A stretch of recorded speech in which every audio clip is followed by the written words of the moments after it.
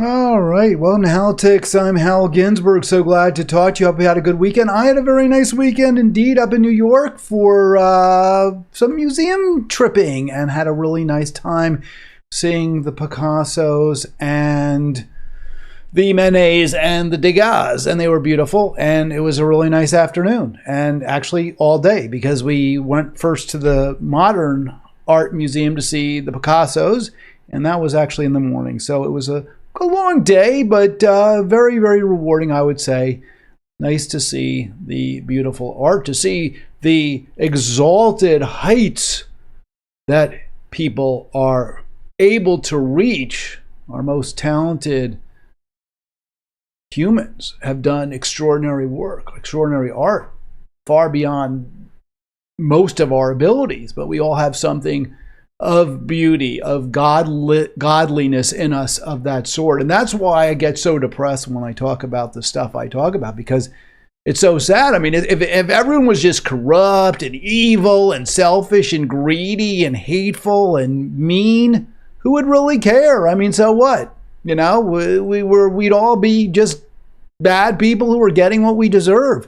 But the problem is, there's lots of good people out there. There's lots of good things in the world too, and we're destroying all of them. That's what's so sad. That's what's so tragic.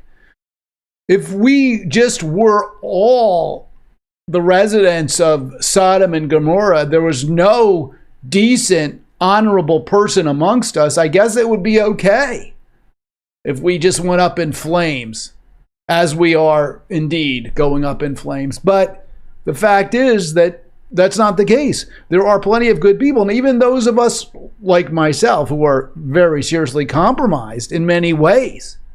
We have some good in us, I hope, some decency, some good qualities, and that's all being lost right now. And plus, we live in a society, an economy that incentivizes the worst in us, brings out the worst impulses, the most unfeeling, the most selfish aspects of our personalities. It's just awful. And not only selfish, also cowardly. I am just livid. I get a lot of things really, really bother me. Genocide really, really bothers me. Innocent people in Gaza being massacred by a first world military that we supply, that really, really, really upsets me. Endless war in Ukraine to no end whatsoever that we help provoke, that really upsets me. And so does your refusal, your failure to recognize that evil that we are complicit in. Yeah, that bothers me an awful lot. I always hoped, there's a side of me that thinks, well, gee, maybe the academics are better, right? Maybe the professors and the university presidents and the principals of the high schools and elementary schools and the superintendents are maybe just a little bit more motivated by some kind of altruism, some type of desire to help educate, some kind of objectivity. But I mean, we see over and over and over that that's not the case. And the spectacle of these elite college presidents genuflecting before this ignoramus, I mean, was the ugliest, most embarrassing spectacle. You know, people think, I am, in some ways an elitist. I criticize elites. I complain about them. I'm bitter and angry. But I guess there's a side of things. Well, yeah, I guess if you go to Harvard, you're probably pretty smart with some exceptions. You go to the University of Pennsylvania, you're probably pretty smart. You're the president of that school. Wow. And I mean, look, we've had some really bad Harvard presidents. I don't know. I'm not really familiar with Penn, for example, but Lawrence Summers, one of the worst people in the world, just a complete selfish bastard, a Clinton acolyte, a neo-lib. This guy was as bad as they come, Larry Summers. But you still think, well, he must have something going for him, I guess. And then to see the cowardice, is that a word? Cowardliness? Cowardliness? The cowardly lion? The cowardice on display before know-nothing bigots in Congress. And rather than respond to them, oh, I'm so sorry, I said the wrong thing. I didn't realize that they were talking about killing all the Jews, so I feel so bad about that. No, you should feel bad because you didn't push back. Because you didn't say you're making crap up. Nobody's calling for the genocide of Jews. No one is saying that we should, allow demagogues to go on Harvard Square and start talking about pushing Jews into gas chambers. No, you're making crap up. That's what Marcia Gay should have said. That's what the That's what the president, of Penn should have said. And now she's out of a job. So I don't really have much sympathy for them. Gay might get fired too. I'm like, okay, well, maybe you should get fired because you can't fight for academic integrity. You can't stand up for the real victims, who are the people who live in Palestine and the West Bank. And you can't call out the real victimizers, who are the people like Congresswoman Stefanik. Is that her name? I don't even know. We'll see it in a second. Who, cries victims tears when she's part and parcel of the most oppressive, evil, institution we can see, which is American imperialism at its worst. All right, call me, by the way, 240-242-5646. Would love to hear from you. I'll play this video. It breaks, watching this stuff, it makes me just not want to do this. Not because I don't feel like I'm making a difference, although I fear I'm not. But it's just, where do you go in the face of this rank feebleness on display? You're talking about the president's, what is it, MIT? They said Ivy League. I was a little confused. MIT, Harvard, Penn, right? And they can't even stand up and fight for justice in Congress. Instead, they cower and mince words and let themselves get walked all over. So you know what? Fine, quit, resign, get fired. I really don't give a fat rat's ass about you or your damn schools. And the University of Pennsylvania is under fire after President Liz McGill's comments at that congressional hearing on anti-Semitism earlier this week. Governor Josh Shapiro is calling her responses shameful. Amid the growing controversy, there are more calls for her to resign, to be fired, and to reevaluate the Ivy League school's policies. As ABC's Andrea Fujii reports, let me just stop that for a sec. Josh Shapiro is the Democratic governor of Pennsylvania. And he ran against a Trumper, I forget the guy's name now, Doug Mastriano, for governor. And I was, I made calls for Shapiro. I knocked on doors for Shapiro. I'm sorry I did that. This is no better. Demanding that Liz McGill be fired from the University of Pennsylvania? I guess if you're demanding her being terminated because she didn't stand up for the Palestinian students, because she didn't call out the Republican congresswoman from New York. And by the way, why the hell is Shapiro sitting there saying, oh, well, McGill's got to go. It's shameful what she did because she didn't stand up against genocide of Jews, where there's no genocide of Jews going on. It's not happening. It's just made up. It's fake. The genocide we need to be concerned with, and I speak as a Jew, is not of Jews, but by Jews. That's what we have to worry about right now. And for Josh Shapiro to issue a statement like, we need to fire Liz McGill, I'm just incredibly sorry that I ever made one phone call or knocked on one door for that guy. McGill is now defending himself in a new videotape response this morning. This morning, the presidents of 3 of the most elite universities in the country are facing calls to resign after tense moments on Capitol Hill Tuesday in which lawmakers accused them of not doing enough to crack down on anti-Semitism and hate on campus. Do you believe that type of hateful speech is contrary to Harvard's code of conduct, or is it allowed at Harvard? It is at. All right, so I mean, obviously they're pulling for this, and I don't have the entire. There's a 5-hour hearing, okay? So these are just like the nuggets from that hearing. She says hateful speech. So there's no context. I don't know what that means, hateful. I'm sure Stefaniak, if that's her name, Elise Stefaniak, is that her name? The congresswoman from New York, the Republican, who Josh Shapiro was like, oh, you didn't respond to my fellow Republican, even though I'm a Democrat, and she's in Congress and I'm the governor of the state. So what? You got to go. You got to go. Claudine Gray here, she's gay, rather. She's from Harvard, not from Pennsylvania. We'll hear from McGill in a moment, but just an incredibly embarrassing display. One of the arguments for, and I think they're all women. I'm not sure if the MIT president is. One of these arguments for diversity, right? Because you had like real pieces of garbage, like I mentioned Larry Summers, who was the president of Harvard, and he made a statement about maybe the reason we don't have more women in the hard sciences, which is true. There aren't that many women in the hard sciences, right? Physics, chemistry, biology. I mean, I don't know why.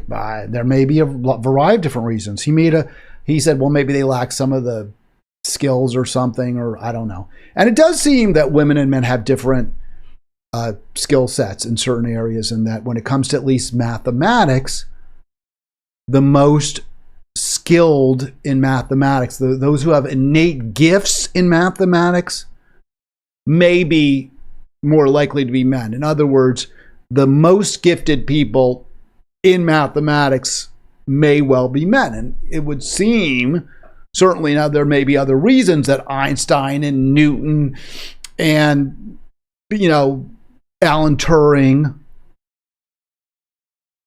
are men, right? Maybe it's just because society has been sexist and women who were extremely gifted didn't have the opportunities that men who were extremely gifted like those men did. That may all well be true. But of course, we know that there have been very gifted women in other fields that have managed to succeed at the highest levels, like in novels and some forms of art. There have been great women painters, for example, not musicians as much, right? As far as we know, and I'm not a complete expert, but the greatest musicians of all time, Mozart, Bach, Beethoven, Wagner, Verdi. I mean, you go down the list, there really aren't many women, if any, at that level. And art, music, and mathematics are very, very closely related. The parts of the brain that are used by math are similar to those that are used by music. So if it's true that men have the most gifted men are better in general at math than the most gifted women, if that is true, then that would explain phenomena that we have observed, such as the best composers being men, such as, and by the way, that's not necessarily true with players, right? With instrumentalists, because there's tremendous women pianists, violinists. So there's a lot of different factors. Nobody really can possibly explain all of this.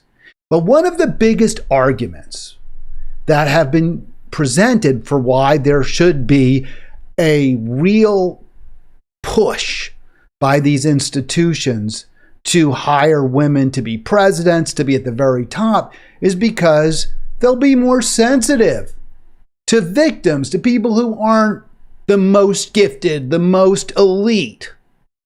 They're going to be compassionate. They have an understanding and empathy because they themselves have lived at a certain level of discrimination. They faced it. So therefore, they'll be more considerate, right? Do we see that from these women? Are they fighting for the real victims in the world right now, who are the Palestinians being bombed in Gaza? Who are the children in Ukraine who are now being conscripted to go out and face Russian tanks? Are we hearing that? Because I'm not hearing that. I thought that's why we were supposed to have all these women in power, because they would do more good for victims like other women. Odds with the values of Harvard. Can you But not our say here that it is values against the also- code of conduct at Harvard? We embrace So she's saying, Stefanik is saying, is it against, and she doesn't use the word genocide there. Let me go back and replay this, because this is sort of an interesting exchange where Stefanik is really, her goal here, by the way, is very important. And these Harvard and Penn, these Ivy League geniuses,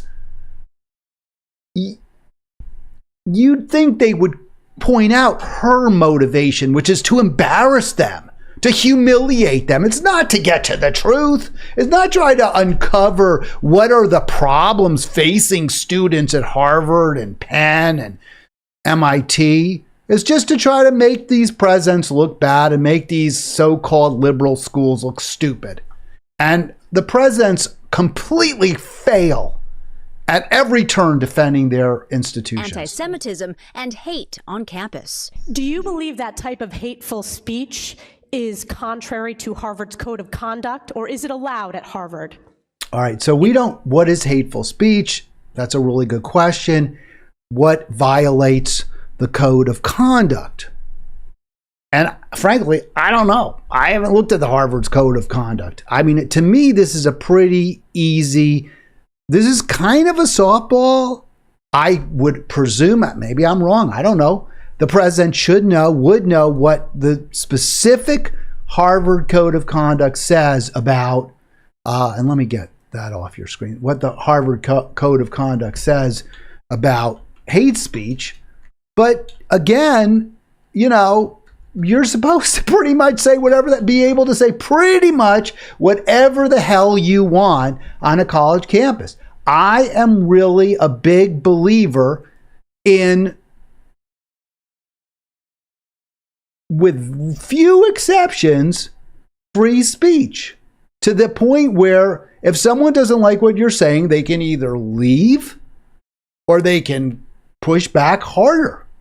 That seems to me the right response, especially at a college or university. I don't believe in complete free speech. I go back and forth on this one. For example, I wasn't one of those people who automatically said, oh yes, the Nazis should be allowed to march in Skokie. That wasn't my view. I know that was what the ACLU said. I have real mixed views on this. But all that said, I think if you're a student at a university, the school should bend over backward to allow you to say whatever, pretty much the hell you want. Now, it's tough, right? Because these are not easy questions. They're not easy answers.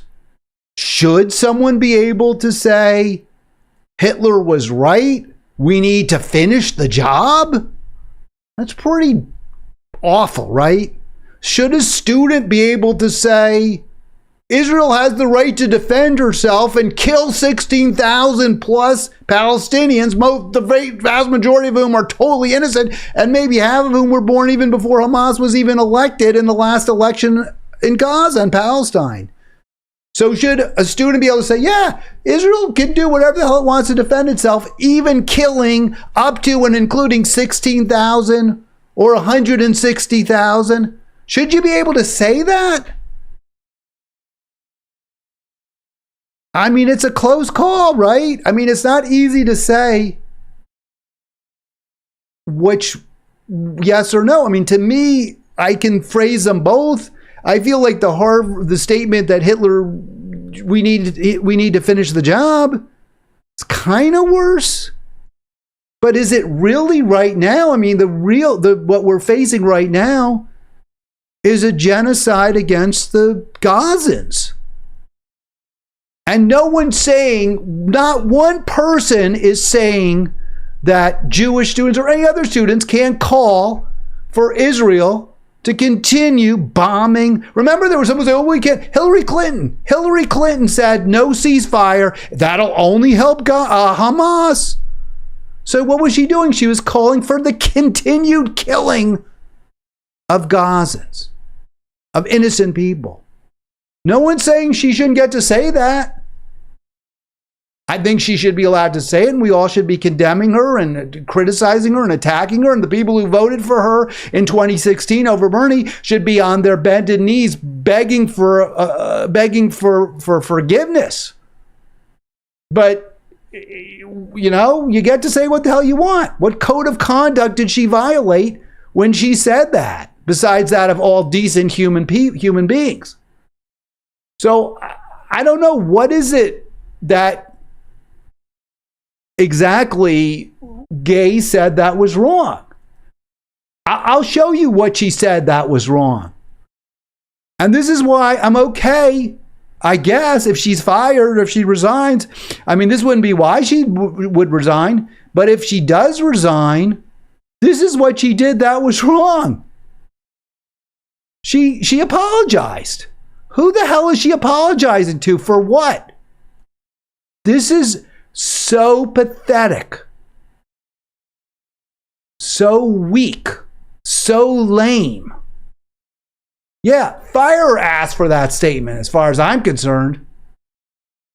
For not going after Elise Stefanik. For not going after. You were in front of Congress. Why weren't you calling them out for supporting endless war? Why weren't you demanding that they stop funding the Israeli genocide in Gaza? That's what you could have done, Gay.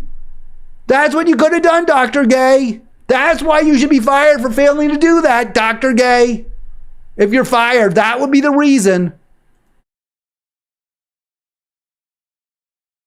All right, I do want to talk to you. 240-5646. I reached out to CARE, and I'm not going to only focus, by the way, on college and university presidents. I want to get through the rest of this.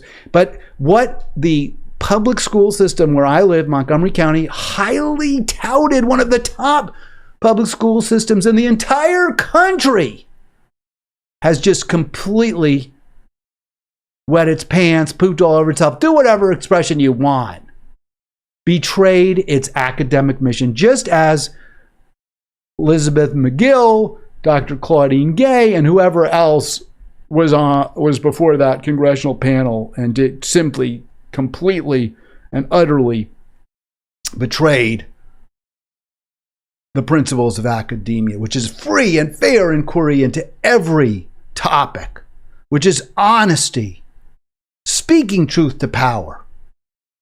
And that was completely out of the picture in those hearings last week. All right, let's see if we can get more of this.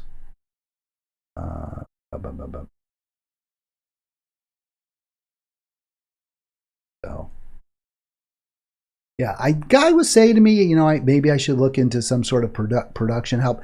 It might be true. The thing is, if I was going to get someone to help me produce, that would require actually more work on my part. I'd have to do all this prep with my producer and have laid out. Now you go here, now you go there. That's too much trouble. It is at odds with the values of Harvard. Can you But not our say here that it is against the also- code of conduct at Harvard? We embrace a commitment to free expression, even of views that are objectionable, offensive, hateful. It's when that speech crosses into conduct that violates our policies against bullying, harassment, Does that speech not cross that barrier? Does that speech not call for the genocide of Jews and the elimination of Israel? All right, so what I think she's talking about there is from the mountains to the sea, or I keep saying from the mountains. Come on now. From the river to the sea, right? From the river to the sea. No, it doesn't. What the hell is violative of that statement? Why? What? Calling for a one-state solution? Saying that we shouldn't have religious states? We shouldn't have theocracies? That's violating what exactly? That's not calling for genocide. Genocide is where you kill people because of their religion or their ethnic group or tribe of which they're a member. No one is calling for that against Jews right now. That is simply not in the picture. And the statement from the river to the sea, no matter how you torture it, doesn't mean that. It means that oppressed and persecuted Palestinians will have political rights. Now, it could mean, and I think it does mean, and can only mean in the end, that the state of Israel doesn't exist as a Jewish state. That is not genocide. Genocide is where they're all killed. Everyone's just laid waste, like what Israel's doing in Gaza. That's genocide. Saying this country can exist in its current form, that's not genocide. And it's so easy to say. It doesn't require me to spend a lot of time and effort and paw through books. Why couldn't Dr. Gay say that? Why couldn't Liz McGill say that? Because they didn't say that. That's the reason they should be fired, if they should be fired at all. Congresswoman Elise Stefanik also grilling the president of Penn. I am asking, specifically calling for the genocide of Jews. Does that constitute bullying or harassment? All right, so the answer would be, if someone was calling for the genocide of Jews directly to their faces, yes, that probably would. If they put it in an op-ed in the Daily Pen, I don't know. It's bad. It's ugly. We probably would look at any publication rules that allowed for that, or whoever green lighted it, because it's beyond the pale of academia, right? To say, well, we should just wipe out this ethnic group. Or Jewish or religious group. That's not really something, that our institution should be. That's not an intellectual or academic message in any way that our institution should be promoting. So those are problems. It's not necessarily bullying if you put it in, and bullying is if you surround somebody, you have several different people all attacking somebody. That's bullying. That's not what you're necessarily describing, Stefanik. But yeah, that's not something we want at our university. Do you have any examples? What are you talking about? Who's calling for genocide? What do you describe? What do you define as calling for genocide? Saying that Palestine should be liberated? That Israel should take its boot off the throat of the Palestinian people? Is that what you're saying is genocide? Because I think we got a very different definition. That's all Liz McGill had to say. That's all she had to say. I guess because these people can't say that, maybe that's why they should be fired. And I think one reason they can say is they don't want to offend the billionaire donors. Because that's what the Ivy League has come down to. It's basically just a massive fundraising operation to panders to the richest alums. That's all. That's what they are. It's not about teaching, learning from, training each other to be better citizens, to be better informed, to solve serious problems that we all are facing. No, it's just how do we raise the most money? And since a lot of the donors who give not just, $10,000, but give $10 million, they might not give so much if they don't like our refusal, our failure to tar and feather anyone who doesn't go along with the AIPAC line. So, we'll go ahead and get rid of them. What do we care? And that goes up to the university. So this is the thing also. These university presidents, they like their jobs. They want to keep them. It's prestigious. It sounds good. It sounds really, really, really good, right? I mean, it's about as good as it gets in certain circles to be the president of MIT or Harvard. You can't really do any better. For a lot of people would say that sure is a heck of a lot better than someone like who starts a Facebook or an Amazon. I mean, they may make a lot more money, but what could be better than being the president of Harvard University? Oh my God. You don't want to lose that. You don't want to lose that amazing moniker. And if it means you do whatever the alumni want, rich alumni and the donors want, and the board of trustees demands, if you basically just are a mouthpiece, well, it's worth it. You're a very expensive, very well-paid mouthpiece, and you like it. You get to go to rub elbows with the most powerful and influential people. Now, they don't listen to you, and they sure as hell expect you to do what they tell you to do. But still, when you're with your friends, oh, guess who I met? Guess who I was hanging out with the other day? You know who came by? President Trump. And I know that Trump is a bravado, but he did go to Penn. So and he still was the president. So, that's pretty good, I guess, if you're McGill. If you're Claudine Gay, President Obama. Oh my God, I got to meet Michelle. We were talking. She liked my necklace. I mean, that's what these presidents get to do and say now. And getting drummed out of your position ain't so great. So they're not going to like it. So they'll do just about anything, which includes apologizing. And there was nothing that I heard that Claudine Gay say that warranted any apology, except, I'm sorry I didn't fight harder for the victims of Israeli violence.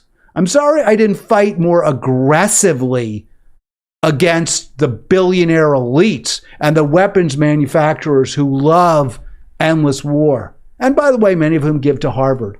That's what I should have said. And I'm so sorry. But, their failure to say that, I think, is really, speaks volumes for why they should be, if anything, fired. All right, enough. We've gone through this. It's ugly. It's disgusting. It reflects just how bad things are in this world.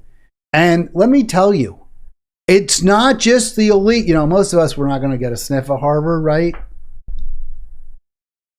Maybe a few of us get in, or we know someone who got in, or we have a relative who went there. Most of us aren't going to go. But most of us also, or pretty much all of us, went to school, public school, or high school, or know people who went to public school. Even if we went to private school, we know plenty of people who go to public schools.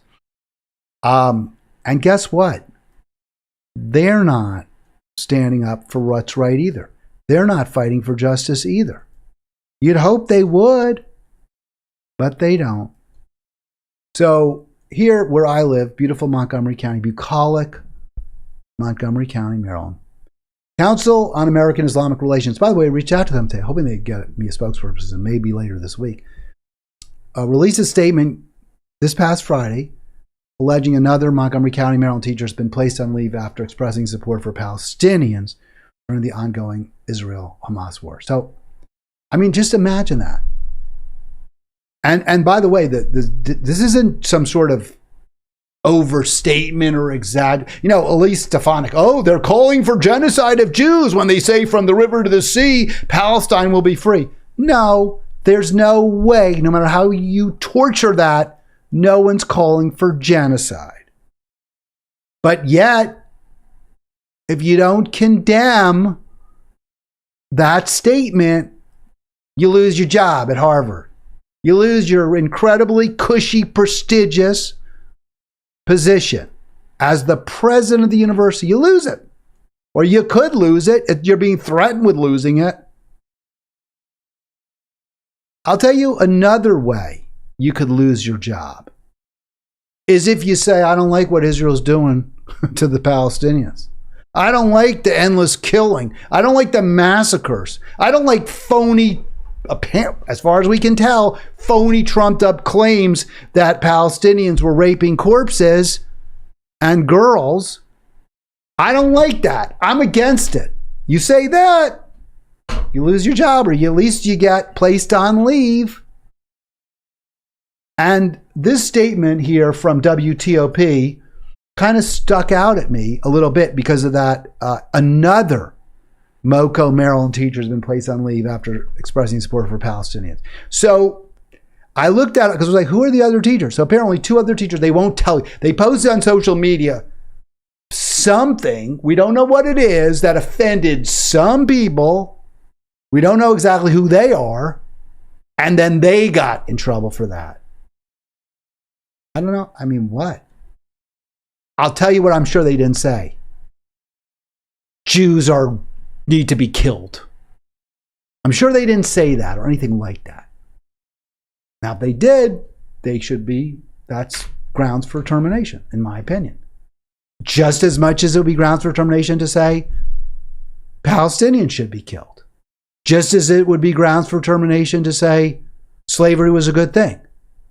There are certain positions, there are certain statements that simply do not jibe with an academic mission. You can't be a teacher if you take certain positions, in my opinion. You cannot be an effective teacher. You cannot be, or certainly not the kind of teacher that I think most of us want.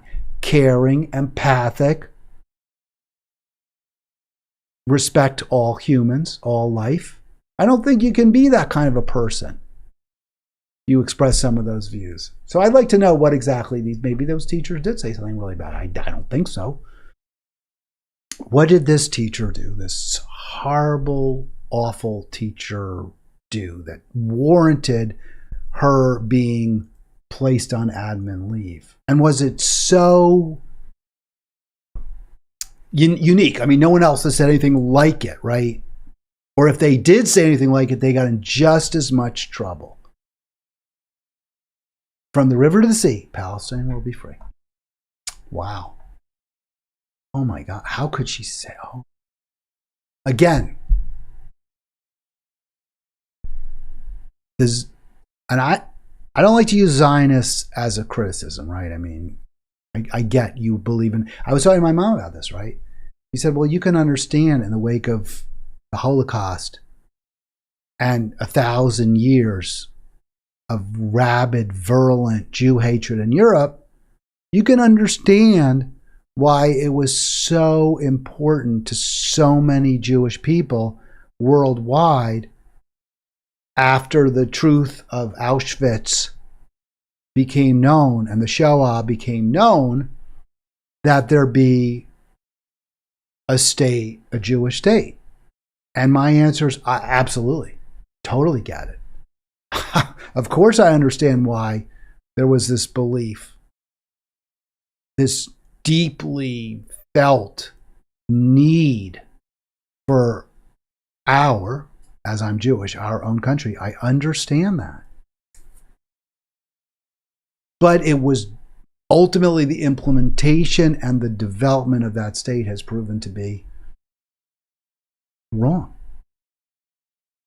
immoral, terrible, pushing people off their ancestral lands is not the way to protect Jews. That's not the way to prevent another Holocaust. And I understand why it happened. And I'm not going to condemn people who were themselves victims in that at that time and place. But the solution, if we could go back, would have been, I believe, yes, we establish a nation, but a nation where everyone who's there living there now or living there then is fully respected as a citizen. It is not a Jewish state. It could have been an example, right? Israel in 47, 48, when it was created, and maybe you don't call it Israel, I go back on that one a lot, could have been an example for how indeed a pluralistic, multi-religious society can thrive without all the resentments, the anger, the rancor, the bitterness, the killing. How can we create a country between or from the river to the sea, where everyone has enough and no one has too much. That could have been the beautiful dream of the country in that region. That's now Israel, and that is so far from that dream.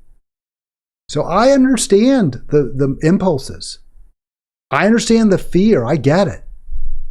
But the implementation has been, instead of a beautiful dream, has turned into an ugly, murderous nightmare. And from the river to the sea, Palestine will be free is simply not a hateful statement. Now, people who say it may be hateful. They may have murder in their hearts. And frankly, I would understand why they would. I mean, who could say they shouldn't after what's happened to the people of Palestine? But they're not calling for it. That's not in that statement.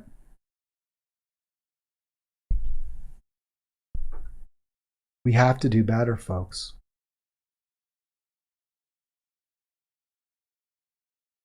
So, El-Hagan was suspended for putting in her signature block, from the river to the sea, Palestine will be free. I don't love that I love the statement. I mean, I love that. I think it's a beautiful sentiment. I want Palestine to be free. But I don't think it's necessarily what should be in a signature block of a teacher who's using, her employer's resources, her employer's email. That's not necessarily right. I mean, why do you have little pithy little statements anyway? I never did. I don't get all that. You see stuff like that. I don't even know I can't even think of those memes, but I don't know. I mean, I would just say there should be a policy that just says your name, your grade, your school, that's it. So El-Hagan, 4th grade, Bowman Bridge Elementary School. Fine. I don't love that she's adding in there from the river to the sea. Not because I disagree with it, but because it's not really part and parcel of what MCPS, Montgomery County Public Schools, is doing. And if her principal says this violates the school system policy, which I think it does, fine. So go to her and say, change your signature. But if you're going to take that tack, then I assume you do it fairly. That everyone who has a political, policies or politics or views like that on their email signature page it's treated the same.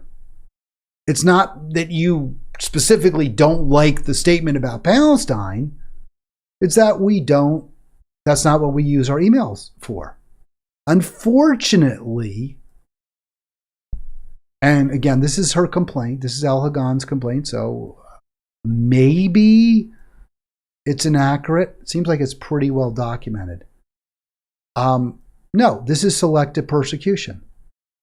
This is selective persecution of a Muslim or Islamic teacher.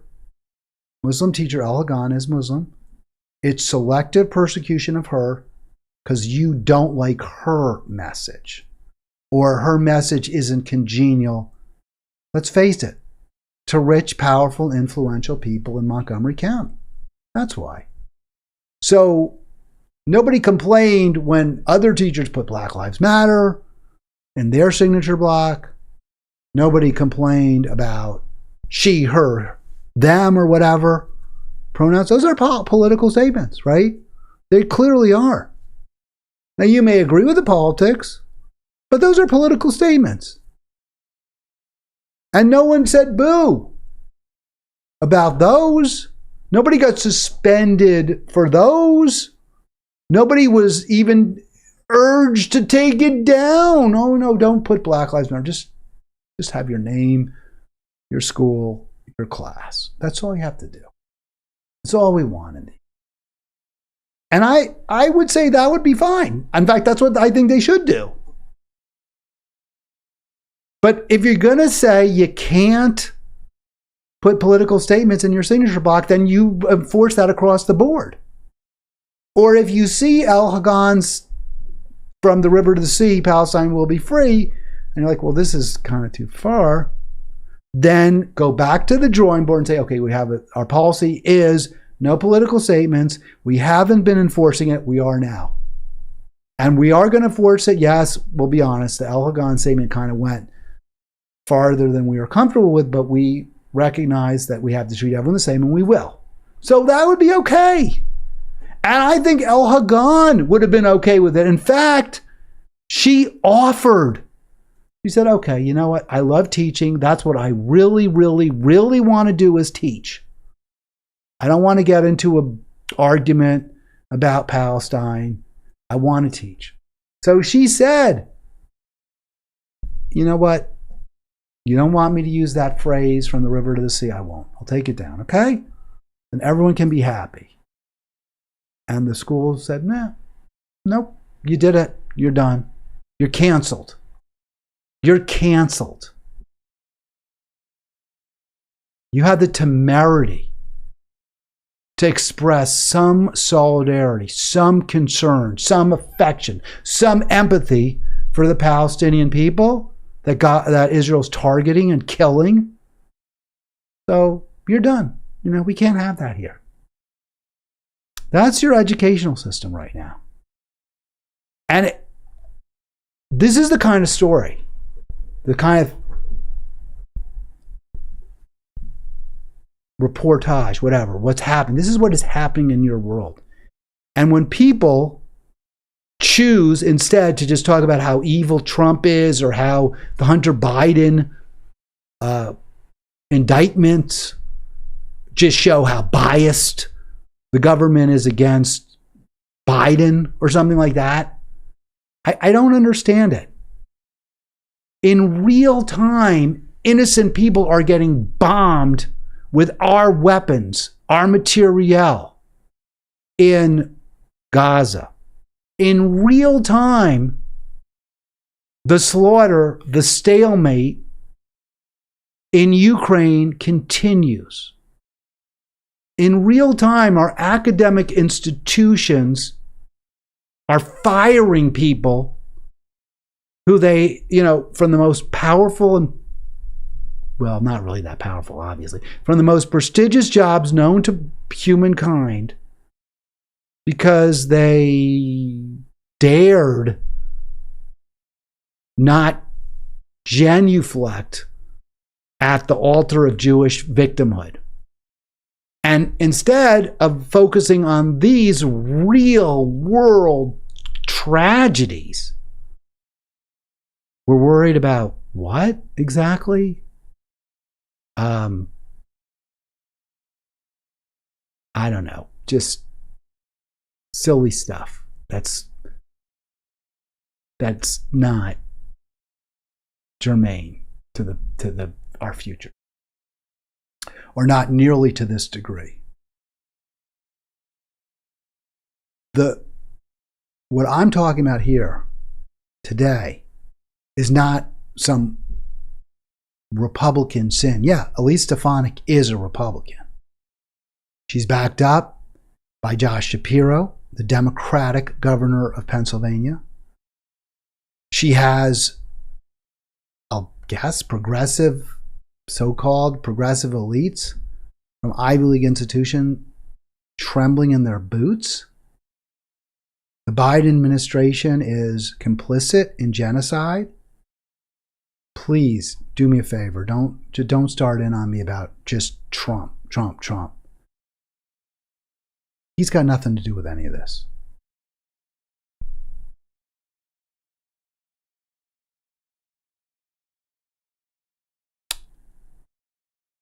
There's a lot of talk, right? Anti-Semitic incidents. Jews are being targeted. I haven't seen the numbers. I mean, I don't know what they are. Do Jews really feel unsafe on college campuses? Who? What's happened? What are this? They may be. I'm not saying they're not happening. I haven't read about it. I'll be honest, I haven't really looked for it. But this is an example right now of a crime against a person based on her political beliefs, based on her background, based on her ethnicity. And if you're going to just like if you're going to say we can't have from the river to the sea, Palestine will be free. If you're going to take that position, then you got to say we can't have Black Lives Matter signature blocks, and we can't have pronouns, and we can't this and we can't that. We're just going to have all business, right? Which I support. But if you're going to condemn a particular form of bigotry, then it seems to me you got to be consistent. So if, for those who talk about how Jews are being targeted, let's have a little bit of empathy then for Ms. El-Hagan, the Muslim teacher in Montgomery County, who's on leave because she had on her signature block from the river to the sea, Palestine must be free. Her Palestinian flag was torn from her car, and the windshield flag was cut off, and the passenger side mirror was pushed in. Well, that's a hate crime. That's simple. That's a hate crime. And for all of you who are so sensitive to hate crimes, this is something you should be sensitive to. This is something you should be concerned about. And my guess is the ones who are screaming loudest about how the Ivy League doesn't protect Jews from genocide couldn't give a fat rat's ass about Ms. El-Hagan's car being vandalized. In a real world example of a hate crime.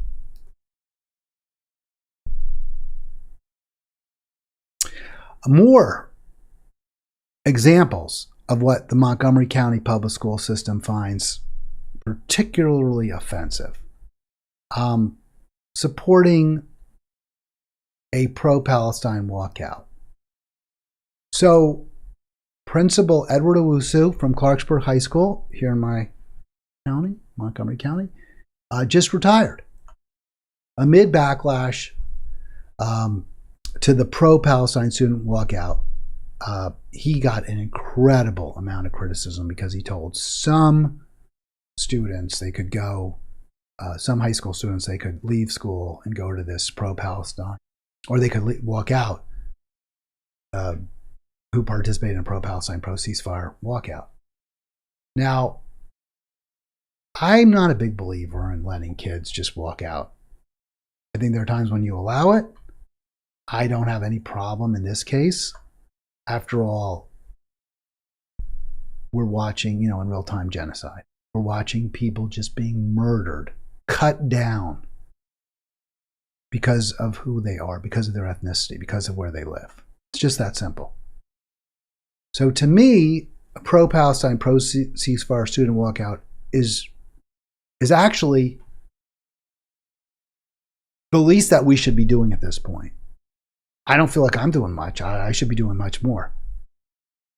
But it's hard, you make that argument, but then you get to that whole political thing. Well, what about other walkouts? What about this? Should you allow Black Lives Matter walkouts? Should you allow pro-Ukraine walkouts? Should you allow that, right? I mean, I wouldn't, but that question is raised, and it's hard to come up with a bright line test. So the easy bright line test is you don't get to walk out. Or if you do, and I kind of like this answer, you want to walk out, go for it. But there will be consequences. But you know what? Sometimes causes are so important, like civil rights, like ending Jim Crow, that you pay the consequence, right? You go sit in at that lunchroom counter. You do it because it's that important. And if you believe that it's that important that we say no to the hate, and much worse than hate, the killing by Israel, if you think it's that important, then you do your walkout and you pay the price you have to pay. And I'm good with that. But this principal made the decision he was going to allow students to walk out without consequences for Palestine. And I don't have a problem with that decision either, frankly. Got a lot of criticism, a lot of hate, a lot of attacks. He's basically had to, he's turned it off his Twitter page, everything, X page, whatever. And he got no support from the MCPS, none, zero, nada. This is not something they would support. And he resigned, retired. He was, you can tell, I guess, from that picture, Principal Owusu, not that young a man, must have put in his 30 years. He put in his 25 to 30 years. Maybe for the old retirement plan was 25. So put in his minimum of 25 years. And now he's retiring. Maybe he wouldn't have retired for another 10, 15, 20 years. I think he's probably about 55 years old. Maybe he would have gone until he was 70. As far as I know, very well liked principal. Now the county, the students, the parents don't have his valuable services. And an experienced principal is gone, and some wet behind their ears principal is going to come on board. It may not be nearly as good. So we lose out because the school system wouldn't defend Principal Owusu. And it's very sad, and it just again reflects how completely skewed, misguided, wrong-headed our priorities are. I don't want to leave you with the impression that Montgomery County Public Schools and our education system never supports principals, never supports administrators, is always indifferent to their employees and administrators. That's not always the case. Here's an example where an administrator got an awful lot, I don't know if the right word is love, but certainly was afforded many, many dispensations by the Montgomery County Public Schools Administration. So let's hear about that.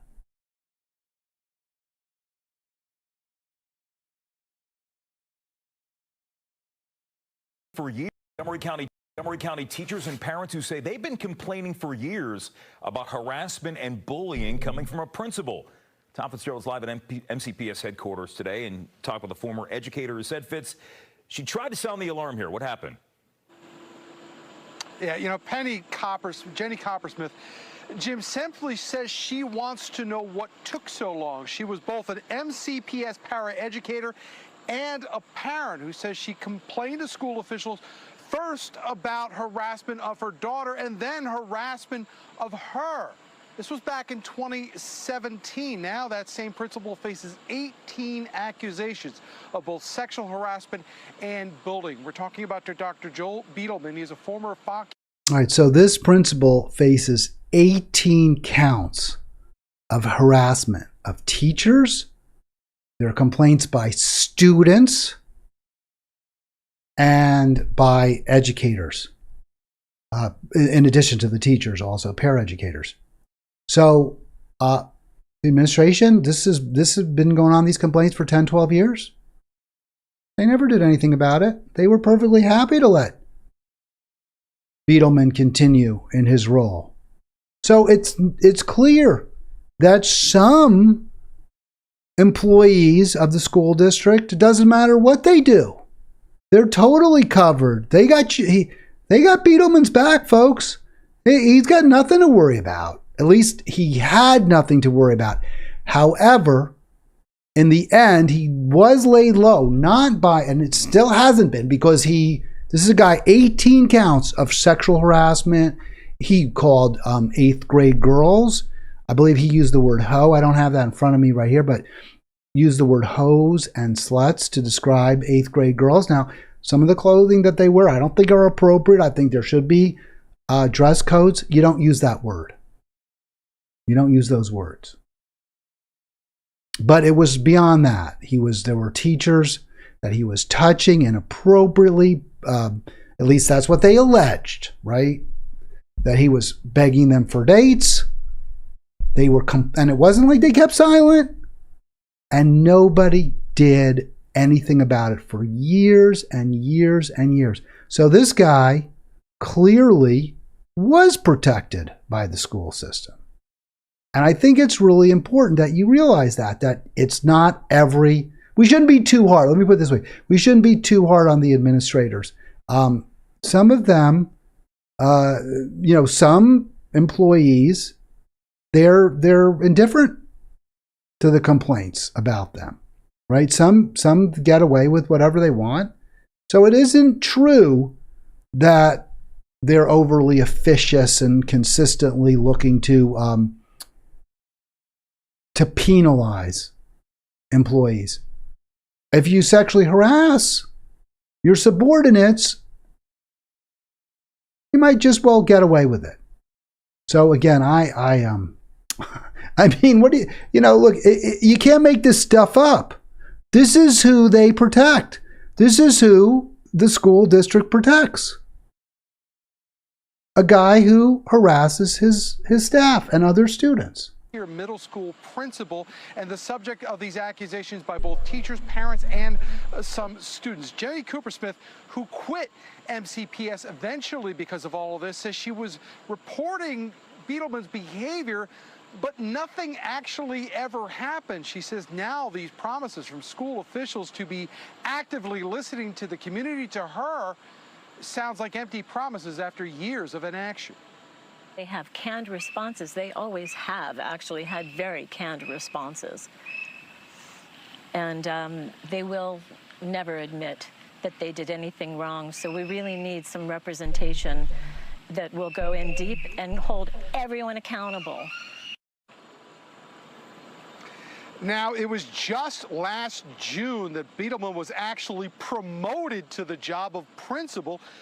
So, in the midst of all these allegations of harassment by parents, students, and teachers, in the midst of all of that, the Montgomery County Public School Administration decided to make him a principal. And that's why, in the end, he's in trouble now. The only reason he's in trouble is because they decided to make him a principal, and there were renewed complaints about Beetleman that reached the Washington Post, which published an expose, and that was quickly followed by other news sources. And then finally, MCPS had to do something, had to take some action. By the way, it's really interesting what that parent said is they've never admitted any responsibility. They've never, their responses are always canned. It's true. Everything's vetted by a lawyer. You can read everything that MCPS ever releases on any topic like this where they're clearly wrong, clearly, and we'd like to know why. What did Beetleman have something on somebody? Why was it decided not to act on these many complaints, to do an investigation? When the investigation was finally done, by the way, there was an investigation done by a law firm handpicked by Montgomery County Public Schools. They did conclude he absolutely was guilty. So, years and years, guilty of multiple counts of harassment. Years and years of complaints ignored. Finally, when the Washington Post exposes it, they do something, and now the principal is probably going to be gone. Branch High School. He is now on leave, but the school board's hiring of a Baltimore law firm to handle the investigation of how these complaints were handled are now causing more controversy. MCPS parents telling Fox 5 that this doesn't sit right with them. Jennifer Gross is one of those parents, and she says the school district should not be choosing who gets to investigate them. The state should absolutely step in. 100% the state needs to step in. This is the fox guarding the hen house. They absolutely should not be able to investigate themselves, and that's what this is. All right, I'm going to stop it there, but what Jennifer Gross said is completely correct. And what they finally did, and by the way, it wasn't just the superintendent, the current superintendent and the ones before her who had information, had received reports of harassment that they ignored. It was also the Board of Education. The elected board also ignored repeated complaints about Beetleman. Just swept him under the carpet. The school system dodges and avoids all accountability at all costs. And so finally they'll throw Beetleman under the bus. I mean, as he should be, because he's a harasser. But it's only going to be, well, we should have, we made a few mistakes. Mistakes were made. And that's going to be it. This is not Donald Trump's fault. This is not the Republicans. We have a Democratic electorate here in Montgomery County, 70-30 minimum Democrats to Republicans. And the school board, as far as I can tell, if they're not all Democrats, they were elected by Democrats. We have a woke school district, school system, and yet harassment completely ignored. You know what isn't ignored? Calling for some kind of decent treatment, humanity shown towards Palestinians. All right, I'll be back tomorrow. Enjoy your afternoon.